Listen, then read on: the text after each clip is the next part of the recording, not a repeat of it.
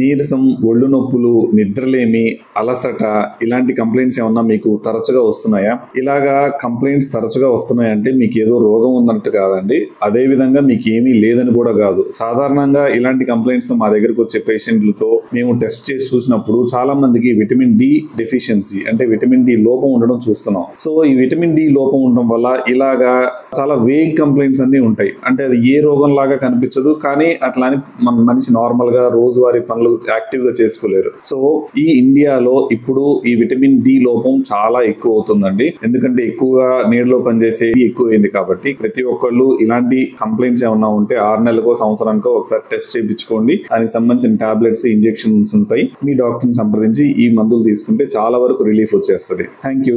మీ తాతగారు మోకాళ్ల నొప్పితో బాధపడడం చూడలేకపోతున్నారా? అయితే ఇప్పుడు ఫిజియోథెరపీ అవసరం లేకుండా ఫాస్ట్ ట్రాక్ మోకాళ్ల మార్పిడి ఆపరేషన్ తో మీ తాతగారు సాధారణంగా నడవచ్చు. సంప్రదించండి డాక్టర్ శ్రీనివాస్ పోలిశెట్టి 9989678783.